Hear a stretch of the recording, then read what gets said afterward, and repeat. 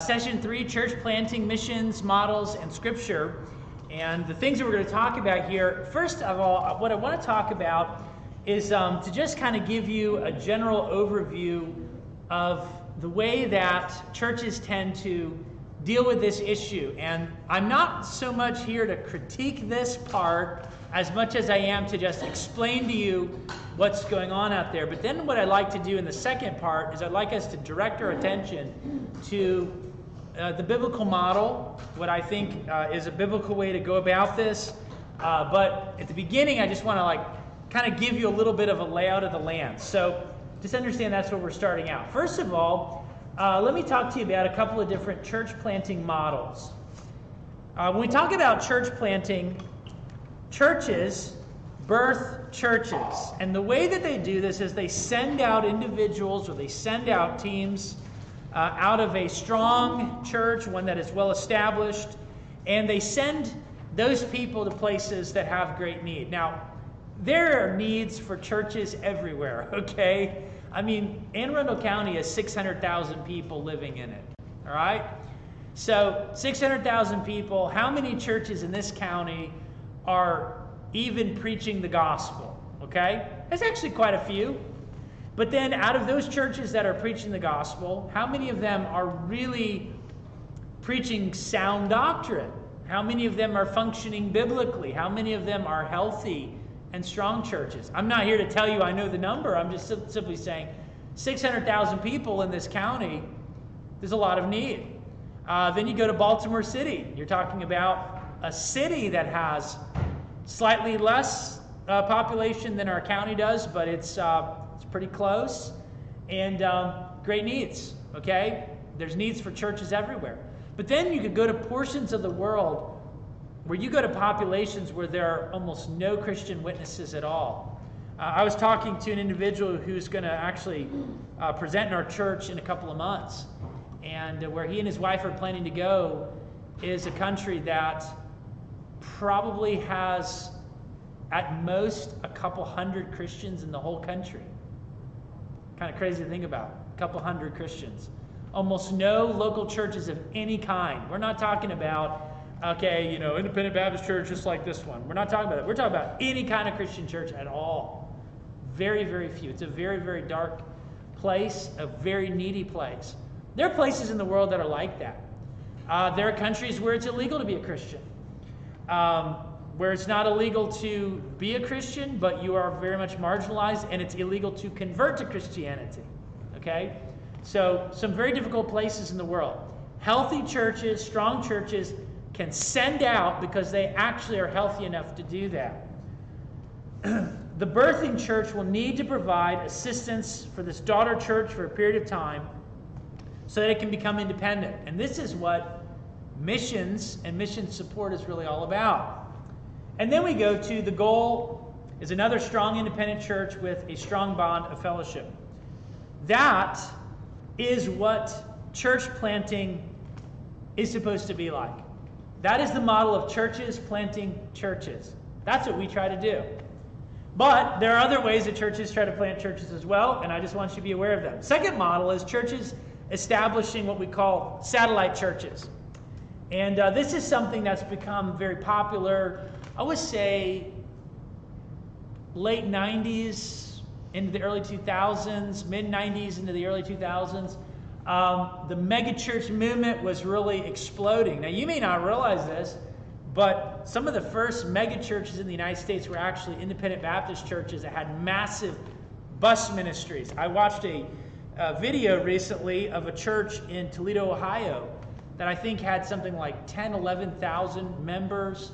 The church started with 80 people, and within a couple years it just exploded, and then it imploded. And today it's just an empty building, a massive, massive building that is not being used today, and the person was going through just chronicling what is left there. Maybe you've heard of the church, First Baptist Church of Jacksonville. That was a massive, massive congregation in the late 90s, early 2000s. Jerry Vines is a name that a lot of people might know. And they owned blocks of Jacksonville. And recently they've gone through a massive downsized because and now their congregation is still, I was like 1,500 people or something, but their building seated like 7,000 or 8,000, and they could not maintain their facilities. They were falling apart. They had to sell chunks of land and real estate and those things. And this model is very problematic, okay? And I think that after a couple of decades, you can see how the model falls apart. And what ends up happening is churches have their heyday and then they implode. And we're seeing that, especially right now in our society. But the main church is usually a mega church. It cannot shepherd its massive church membership. And one man cannot pastor 200 people. Can't do it. It's just not possible. It needs a team of guys that can do it. And so for a church to have thousands of members and you have 2 or 3 pastors who are the pastors of the church, there's no way that church can function the way that the New Testament church would function. So usually what will happen in a mega church is they'll kind of have small groups that become like almost like little sub-churches within the church, but that'll be kind of the idea. And it usually has a very large budget that can sustain dozens of staff members, sometimes scores of staff members. The truth is, if you have thousands of church members and 15% of them give it 10% of their income, I mean, like, that's a lot of money, okay? Which means that you could have a very large budget. What also means is if you have people leave the church, you have problems, all of a sudden there's no way you can maintain your facility. And it's not just being able to build a facility, it's being able to maintain a facility. And the maintenance is usually way more expensive than the building of the facility. I mean, great example here, we're going to spend $100,000 to do a parking lot, and if our AC goes out, that's $100,000, and all of a sudden you just start talking about massive amounts of money that you got to throw at stuff if your facility begins to decline. And so there's a huge problem. Each satellite church has a local pastor, however, the church is never truly independent. The idea is that the real pastor is actually more or less like a bishop overseeing all these other smaller congregations. And by the way, this is not just a megachurch thing. A good example of a church that did this that would have been in the independent Baptist world would have been Highland Park Baptist Church in Chattanooga, Tennessee. And that church had thousands and thousands of members during its heyday, and basically the main church had the main pastor, and then the school would send out pastors who were pastors in training, and they had little satellite churches all over the city. But this is something that quite a few different types of churches have tried. It tends to attract people who desire to be a part of something big. A church under a certain size has a hard time growing. A church over a certain size has no problems growing. Why? Because people go, if it's big, they must be doing something right. And so they want to be a part of something. There are lots of things, lots of programs that are available for people. And so when a church reaches a certain size, it usually does not have a hard time growing. It has a hard time maintaining that size, but it will attract people. It also tends to attract people who do not want accountability or responsibility of the local church. Now, I'm not saying that everyone in a mega church doesn't want accountability. I'm not saying that at all. But there are a lot of people that is why they're in a mega church. They want to go to a place where nobody knows them, nobody can ask them, how's your week going, and they actually know. Their pastor will never have a conversation with them face to face. That is a really easy way to do church for some people. And so that can happen.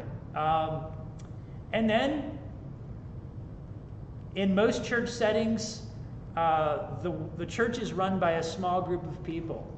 Well, if you have thousands and thousands of people, there are lots and lots of people in that church that aren't doing anything because they don't need to.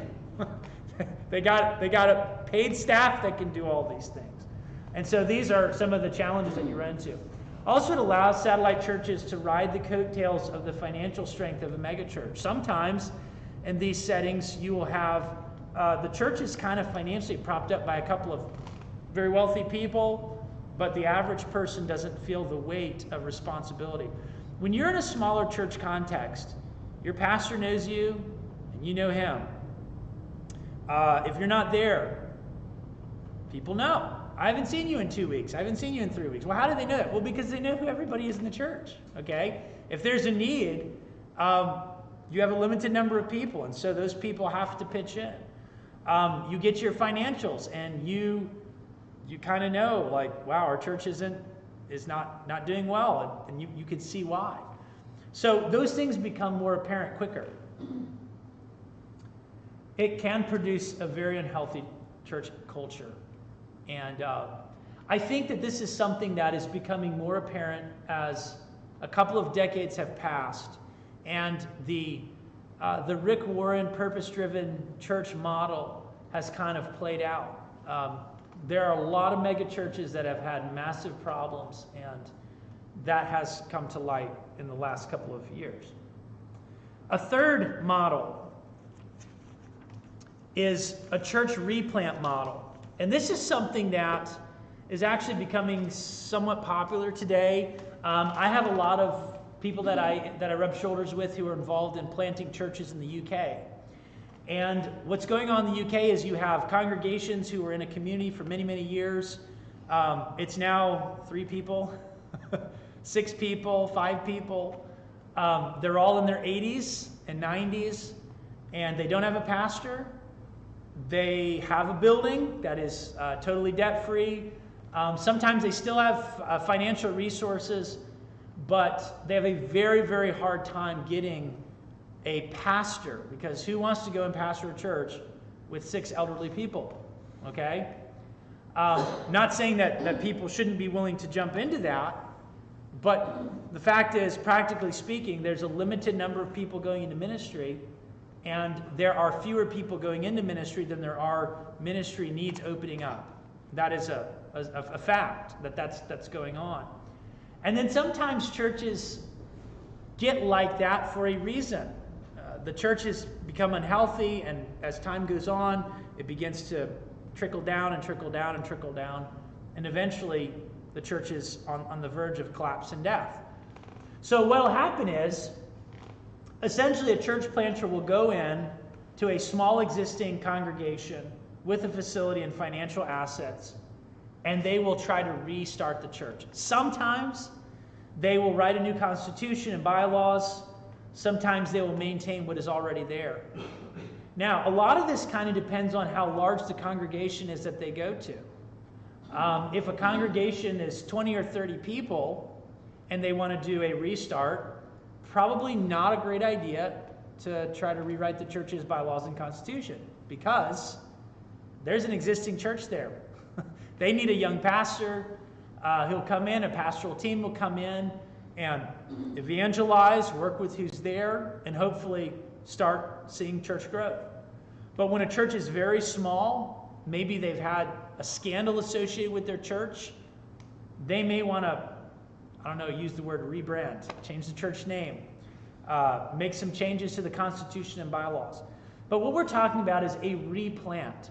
You're taking an existing facility, financial budget, and a couple of people, I say budget, financial assets, a couple of people, and you're trying to restart the church and begin doing the work there. Very, very common. It's happening in the UK, it's happening in New England, and the truth is we're going to see more and more of these kinds of situations go on. You know, we talk about Anne Arundel County, our population has grown a lot in the last 20 years. There are a lot of churches that have either closed their doors or they are a very small fraction of what they were a decade ago or 20 years ago. And so what that's telling you is we have a larger population, fewer churches, smaller churches. And one of the things that has to happen sometimes is a church is restarted.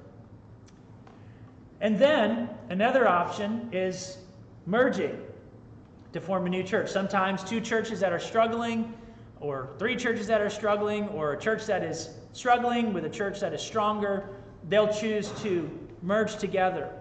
One of the challenges there is when these 2 churches merge together, they really need to be on the same page. And what will sometimes happen is you'll have a congregation that's growing, and a congregation that's shrinking, the congregation that's growing doesn't have a building that can meet their need. The congregation that's shrinking has a facility, and so they get eaten up by the growing congregation. And sometimes the congregation that's struggling will make some compromises of principle, or maybe they will give deference to something that down the road will be a very big frustration to them, because they don't want to see their church collapse. They want to see this merge take place. And so this is not a bad option sometimes for churches, but it's something that you have to be very cautious about. The churches have to be like-minded. The leadership has to be transparent and honest. There really needs to be unity in that situation. But this is something that can happen, okay? I would even say our congregation here, back in the late 80s, I don't know if I would say that they restarted, but I think the church had really declined a lot, and then they changed the name from Community Baptist to Anchor Baptist, and I think they did that with a new pastor. So it was a little bit like that, but maybe a little different. And then the church started growing. I don't actually know all the history behind why they did that, but that is something they did.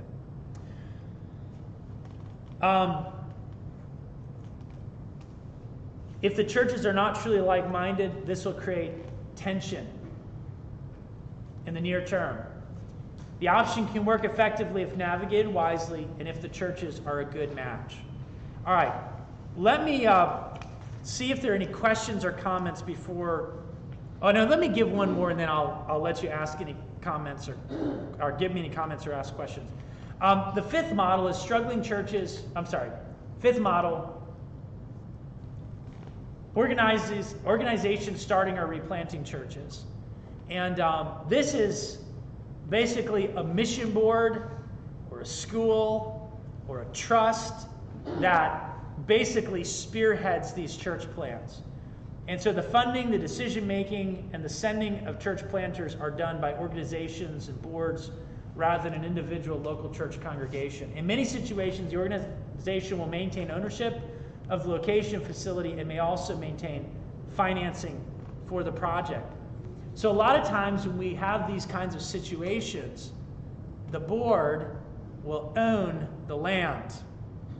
And when the board owns the land, then what will ultimately happen down the road is if there's ever a conflict between the board and the congregation, guess who wins? The one who has the land. And I'll give you an example of this in a denomination that we are not a part of, but the Episcopal Church in the United States in the 1960s encouraged congregations to basically deed over their properties to the Episcopal diocese. And they did that because they said, this will strengthen our unity and all those kinds of different things. They had a lot of different reasons for it. Well, in recent years, the Episcopal Church has, I say it's already been theologically liberal in a lot of ways for a long time, but it really came to a head in the last 10 years. And so some of the congregations that were in the Episcopal diocese in the United States, they pulled out of it and wanted to become independent Anglican churches aligned with a different essentially denominational structure. So they're still Anglican, they're still following, you could say, the Anglican practices, but they wanted to be independent of the American denomination. And when they did that, they lost their land. So I know individuals who were members of a church for their entire life. They gave faithfully their entire life, and now they're meeting in a school because the diocese took away their property. And nobody's even meeting in the building anymore. It was just a spite move. But that shows you what can potentially happen in a situation like this. Whoever finances an endeavor really has the authority and the power. Whoever owns the property, really, they do have that. And this is something that comes to a head sometimes when we have missionaries planting churches.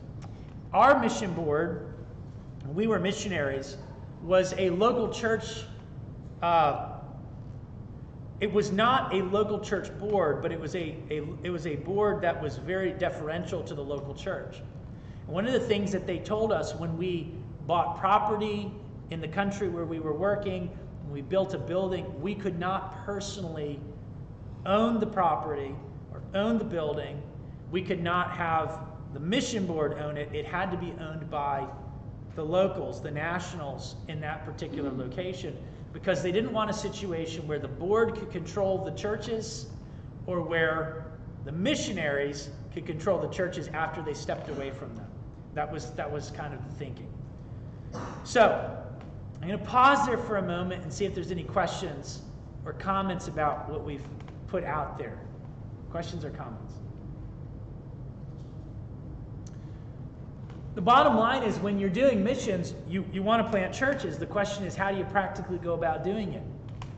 Well, it starts with a local church. There's got to be financial support.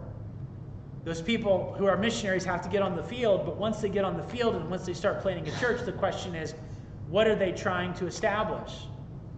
How are they going to fund the project? Are they going to fund it indefinitely?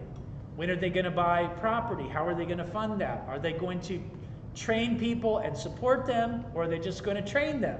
Are they going to train them and support them for a period of time and then cut it off? These are the kinds of questions that missionaries deal with. And what's amazing is, throughout church history, there are missionaries who wrestled with these things. I'm talking going back to the 1800s, going to China and different parts of the world, where they wrestled and they argued about the best way to do some of these things. So we have the benefit of history to see how some of these things played out.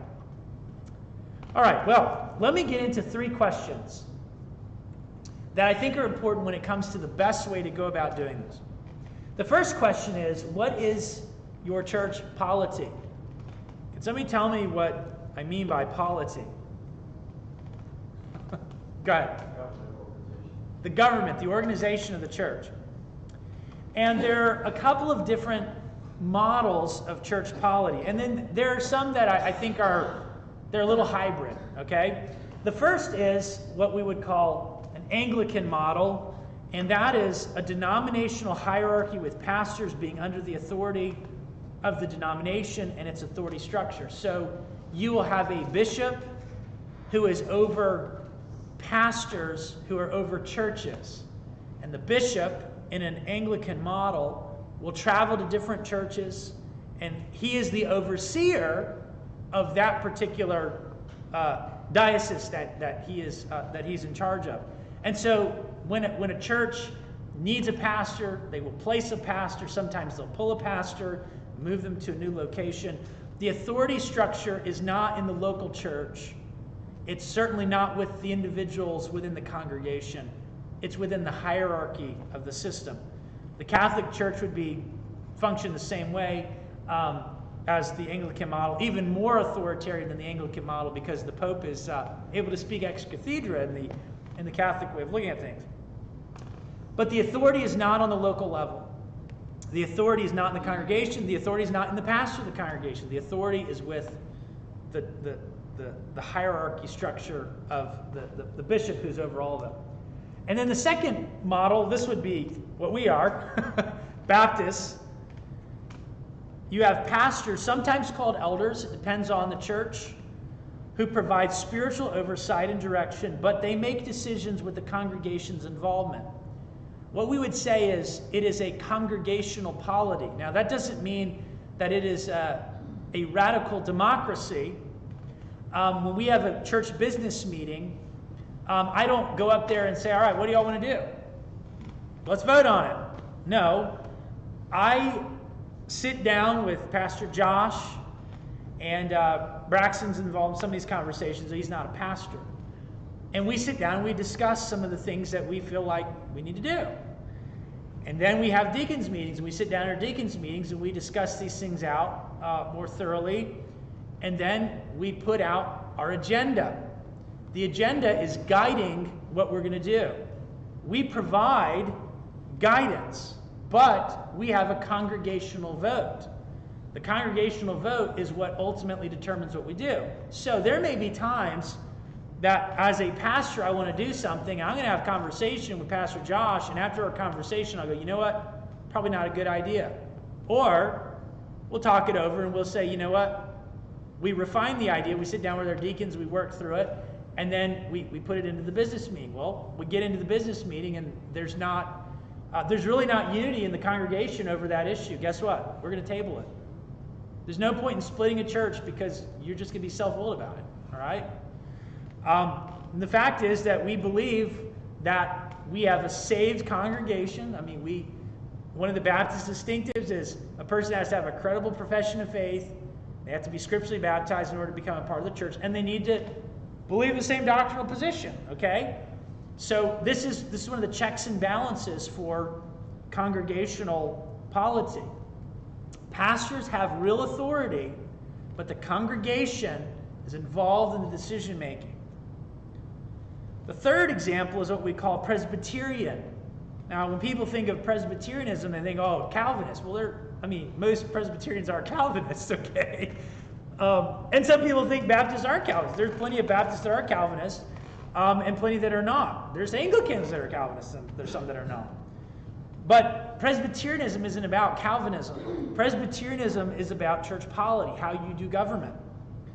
And so, in the Presbyterian model, you have a plurality of elders who make the decisions for the congregation, and the congregation submits to their authority, usually with affirmation. So, if you have a Presbyterian model and you're calling a pastor, the congregation doesn't vote on the pastor.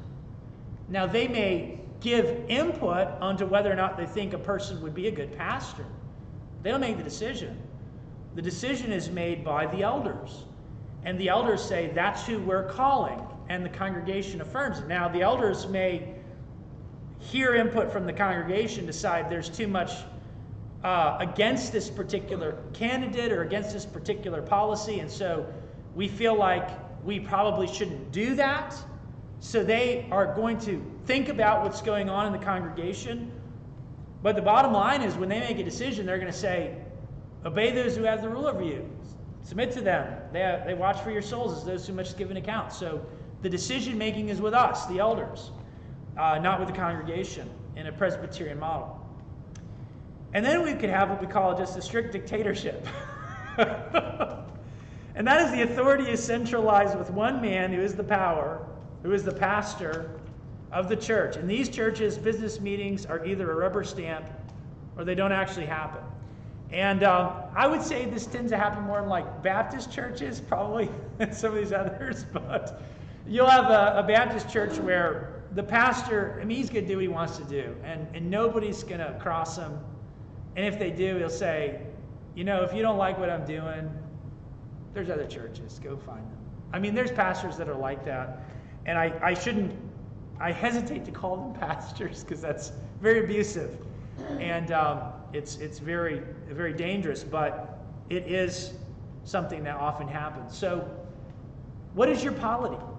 What you practice in church polity is going to affect how you plant churches. So, if you're Presbyterian in your model, it's going to affect how you plant churches. If you're Anglican in your model, Episcopalian, it's going to shape how you do missions. Interestingly, I've read Roland Allen's book on missions, and he's an Anglican, but he's very outside the box of an Anglican. Of course, he's been dead for a long, long time. He wrote it in the 1800s, I believe. But the way that he practiced missions was probably a lot more like the way we do as Baptists. And so in Baptist churches, there's going to be a heavy emphasis on the local church and a great distrust of authoritarian structures. I'll put it that way. Okay? All right, any questions or comments on that? I've covered the part. So go ahead. My personal experience, my own thing. Okay, go ahead. So as long as I've been going to church, okay, business meetings, all Baptists, I've never not seen, whether it's with argument or otherwise, that the church didn't do what the pastor decided he wanted to do. So have you ever seen that? You kind of answered it when you said it with the dictatorship. Oh yeah, I've seen it. I've seen it happen. What's it's actually how churches split a lot of times. So what ends up happening is either the pastor pushes an agenda that half the congregation is on board with and half is not, And either he backs down and he makes the half that were for that measure upset, and they say he's weak, and then the other people are happy, and then they take more authority, or he just pushes it through, and half the church or a large portion of the church is against it. And in those situations, a church will probably have a split. It may not happen after the business meeting, but it'll happen eventually. So the truth is that in the congregational model, either a pastor has to be very strong in how he presents things, or he needs to be very, very wise. Well, he should be, he should be wise, he should be strong, but he needs to know what the congregation can handle or desires. And yeah, it's like in a marriage. I mean, there are some husbands, they look at their wife and say, I'm the man of this house, this is what I'm going to do. I mean, he's going to get his way, kind of. Things might not go well for a while after that. Yeah, that could happen. Might be a family split. Or, a husband recognizes, I need to consider what my wife thinks here. And I'm not going to push that. Or I'm gonna be more patient with my wife through that process. And I would say the only time a pastor should really put his foot down strongly is if it's a matter of unquestionable biblical priority, and he has a section of the congregation that's unwilling to submit to biblical authority. But when it comes to issues of just personal preference, you gotta be gentle with those things. There's a reason, though, that churches that have congregational polity split much faster than those that have a Presbyterian model. Because in the Presbyterian model, the congregation doesn't have input, really. And so some people don't worry about it. But they have splits, too. Presbyterian churches have splits, too. For sure. All right. Second, any other comments, questions? Yeah, go ahead. In the Presbyterian model, how are those elders selected? Is it by vote? Usually, there's differences in each church, but I would say that generally speaking, the elders make the decision, and the congregation affirms it. So they would be able to provide some level of input, but a lot of it depends on how strong the elder board is. And a lot of times in an elder scenario, the elders will hire a pastor who may or may not be there long, but they will be there long term. Yeah. And if it's got a denominational association, then they may be used to younger pastors coming in and out every 5 to 10 years, whatever.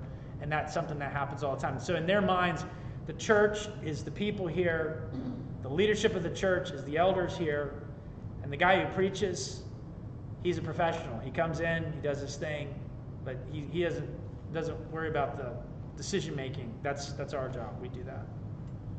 That's kind of the way that's set up.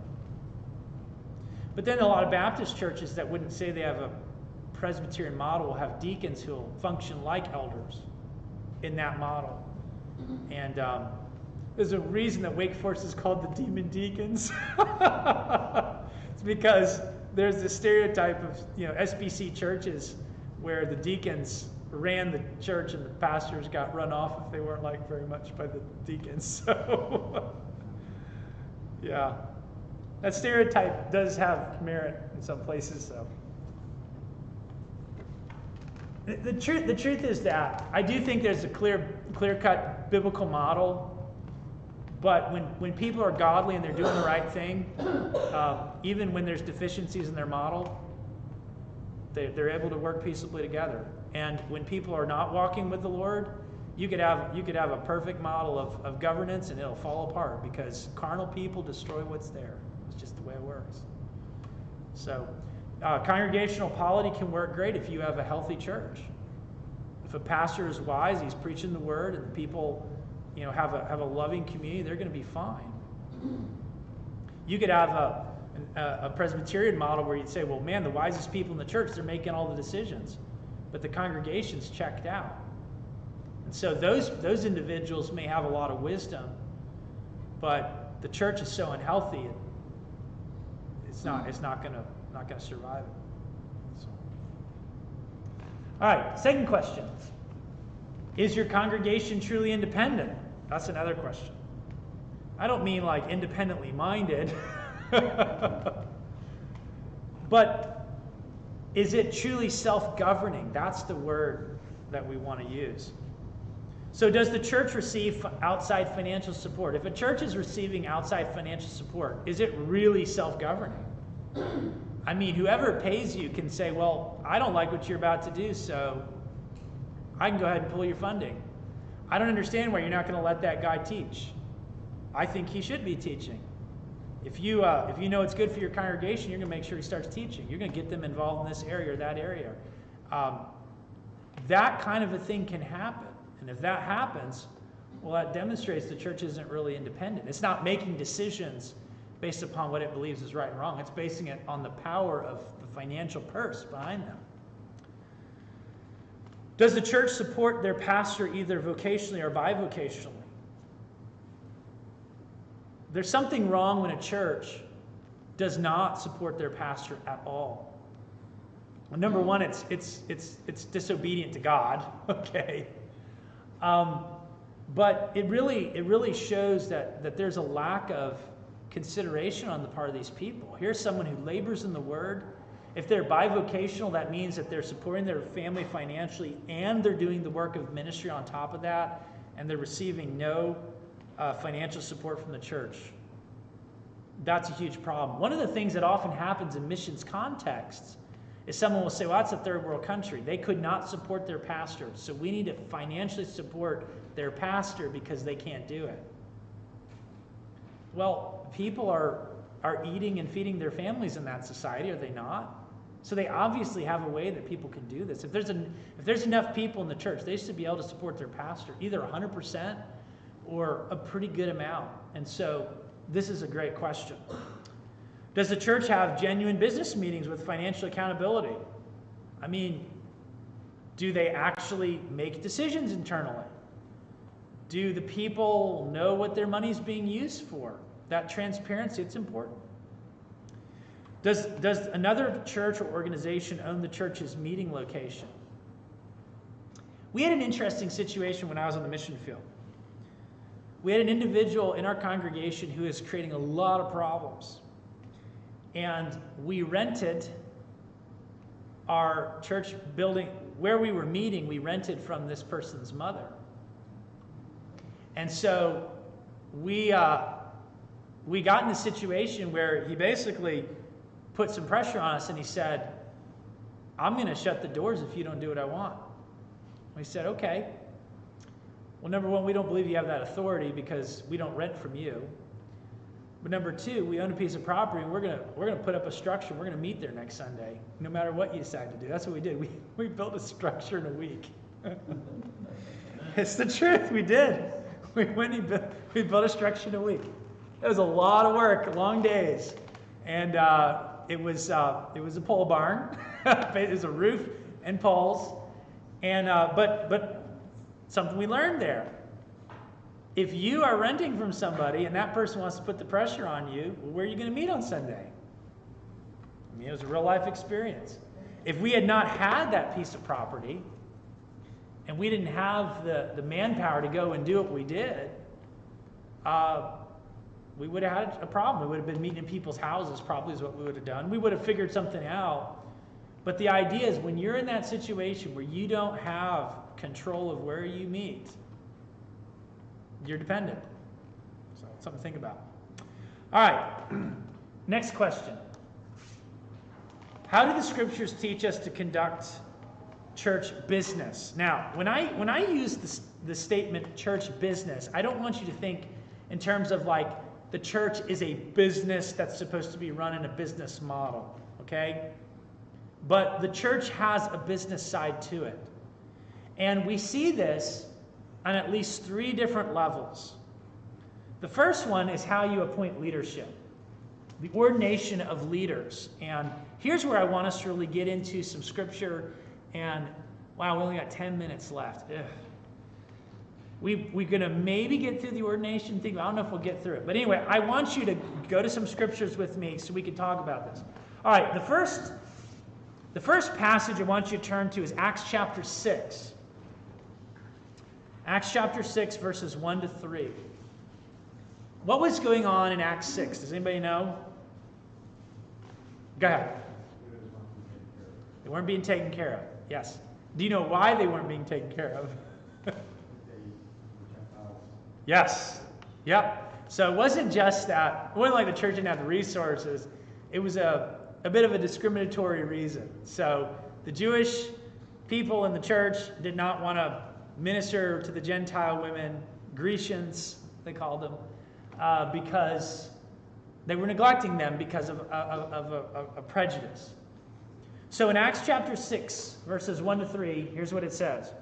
In those days, when the numbers of the disciples were multiplied, there arose a murmuring of the Grecians against the Hebrews because their widows were neglected in the daily ministration.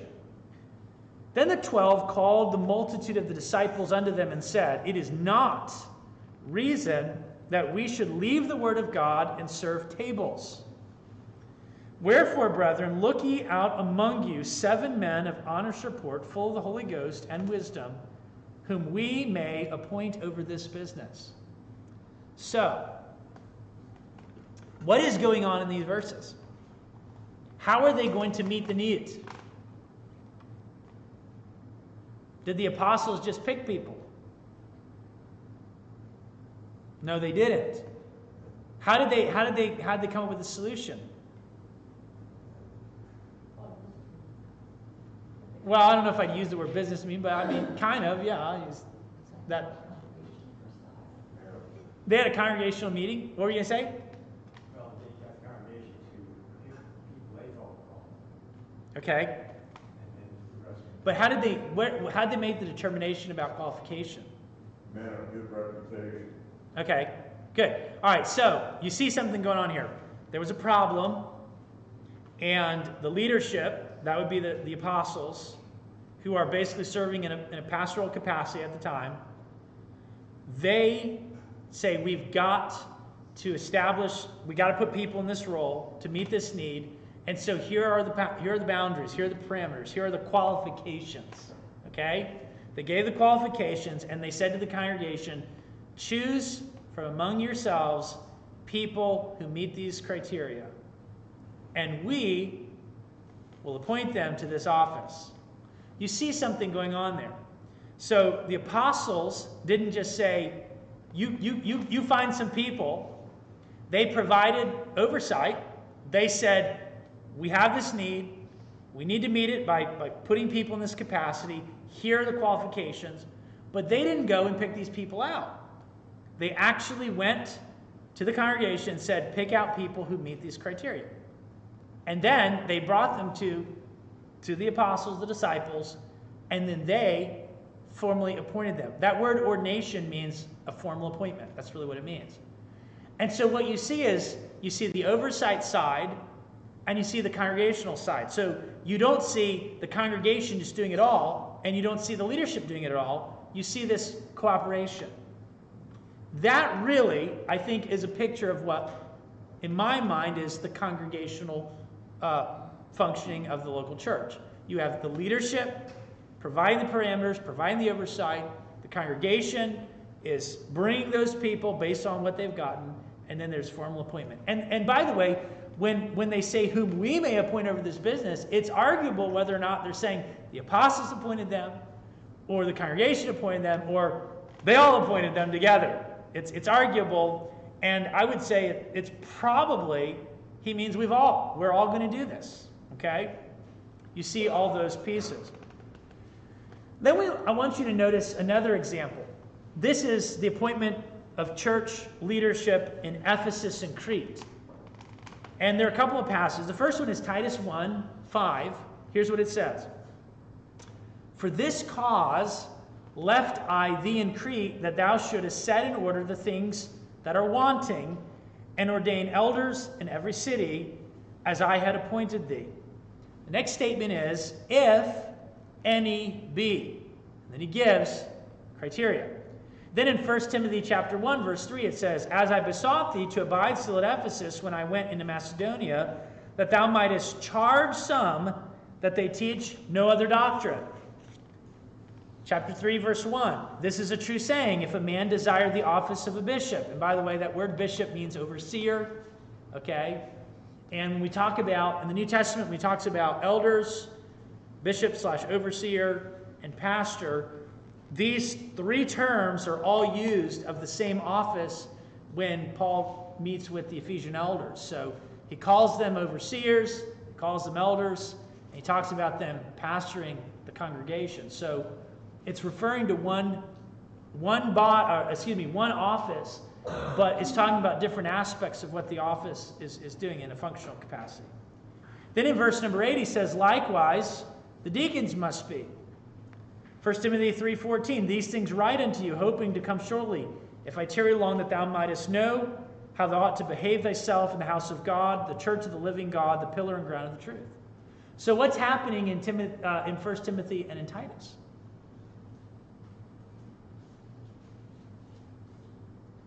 Let me give you some things to think about.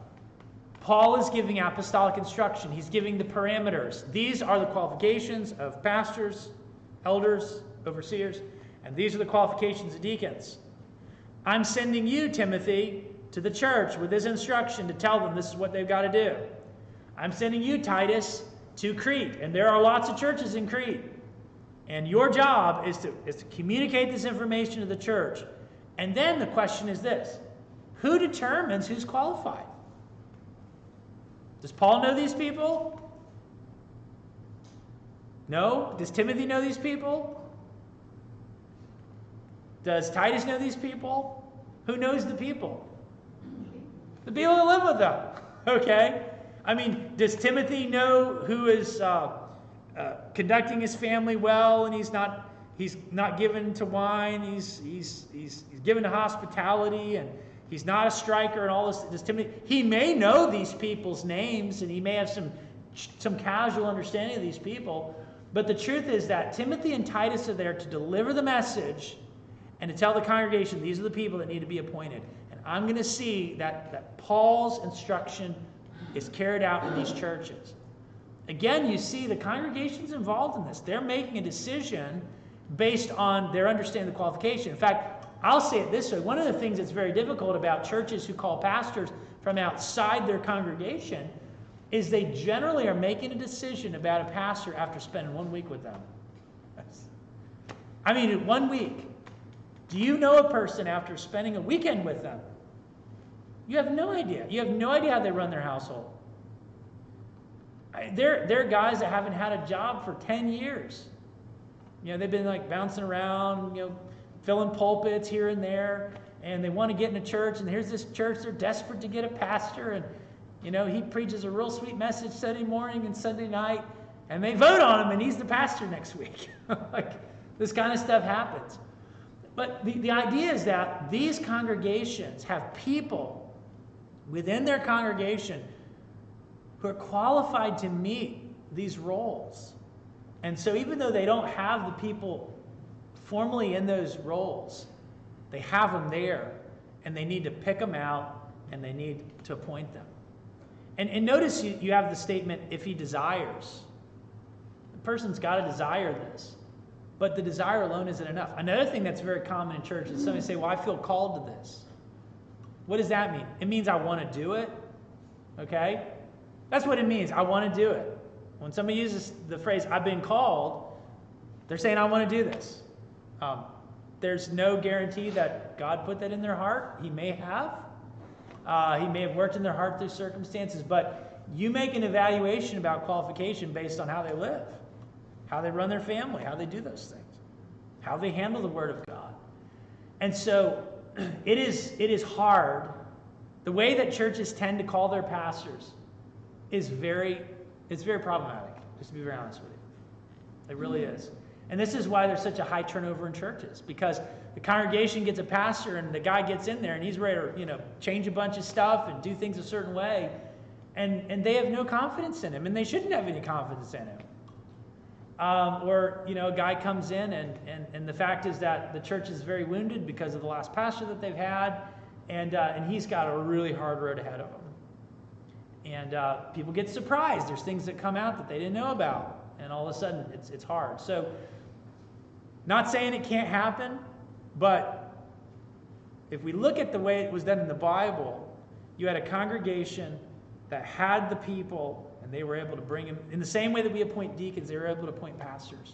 And what's really good is when a church has stability, and then they're able to bring in somebody who grew up in the church, mentored in the church, has spent time in the church, been on staff for a while, those kinds of things. The church knows this individual. The individual knows the church. And it allows this to be a much smoother transition when you have a transfer. Okay, I'm going to stop there because of my time. But any questions about this? Yeah, go ahead. A good example is in Acts 14:23, where they appointed elders, Swister, Kirby, Antioch, Antioch. Yeah. They had to be content. Yes. And ultimately, while the apostles are they are providing oversight. I mean, we have to remember that some of these things are happening before 1 Timothy's written and Titus is written. So they're giving instruction as apostles. So yeah. Yep. Yes, absolutely. And so if you want somebody to have longevity, they need to be known to the congregation. The congregation needs to know them. I mean, things do work out, but that is the best scenario there. Any other questions or comments?